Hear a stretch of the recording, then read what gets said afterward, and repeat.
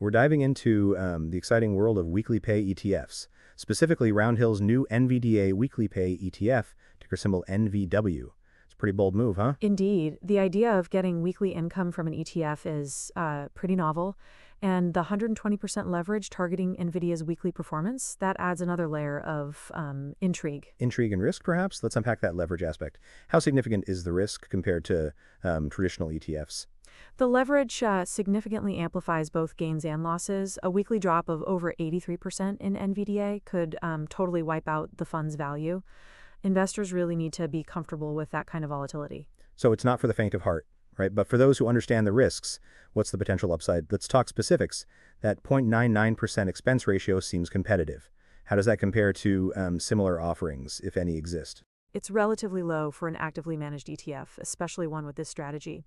There aren't many direct competitors offering this combination of weekly payouts and leveraged exposure to a single stock. Not many at all. Roundhill is clearly aiming to carve out a niche. The inception date of February 19th, 2025 suggests a recent entry into a potentially underserved market. Precisely. They're betting on investor demand for higher income streams and amplified returns, even with the inherent risks. A big bet. The fact sheet mentions a TBD distribution rate. Is that unusual for a newly launched ETF? Not entirely. The distribution rate will depend on NVDA's performance and the fund's management decisions. It's likely to fluctuate quite a bit. Fluctuation is the name of the game, it seems. What about the AUM, the assets under management? That 0.5 figure suggests it's still in its early stages. Absolutely. It's a very new fund, so the AUM is expected to grow as more investors become aware of it and its unique strategy. Makes sense. This whole weekly pay concept is fascinating.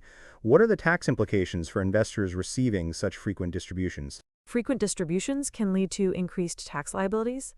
The fund explicitly states that distributions exceeding income and gains will be treated as a return of capital, impacting tax implications. It's important to note that. So tax planning is crucial for investors considering this ETS. Let's circle back to leverage. How does Roundhill manage the risk associated with the 120% target? The fund uses derivative instruments, specifically swap agreements, to achieve the leverage. This introduces additional risks like counterparty risk and valuation risk, significant risks. So it's a complex strategy with multiple layers of risk. Is this type of ETF suitable for all investors? Absolutely not. Roundhill clearly states that it's only suitable for knowledgeable investors who actively monitor their investments and understand the risks involved. Very important point. It's not a set it and forget it type of investment. What about diversification? Is this ETF part of a broader diversification strategy? It's highly concentrated in NVDA. It shouldn't be the sole component of anyone's portfolio. It's more of a tactical play for investors already diversified. A very specific use case. How does Roundhill's approach compare to other firms offering similar leveraged ETFs? The weekly distribution is a key differentiator. Most leveraged ETFs don't offer such frequent payouts. This is a unique selling proposition for sure. Is there a specific competitor Roundhill is trying to outmaneuver? While not explicitly named, the industry whispers suggest YieldMax as a key competitor. Roundhill seems poised to challenge their dominance in the income-focused ETF space. Interesting. A head-to-head battle brewing? That's exciting for investors. What are the key advantages Roundhill is banking on? The weekly income stream, the focus on a single I-growth stock like NVDA, and the relatively low expense ratio are all strong selling points. Makes sense. It's a high-risk, high-reward proposition. What advice would you give to potential investors considering NVW? Thorough due diligence is paramount. Understand the leverage, the tax implications, and the concentration risk before investing any significant amount. Absolutely crucial. And remember, past performance is not indicative of future results. This is a volatile investment. The prospectus emphasizes the importance of active monitoring. How much time should an investor realistically dedicate to tracking this ETF? Regular monitoring is essential given the leverage and weekly distributions. At least a weekly check-in is recommended.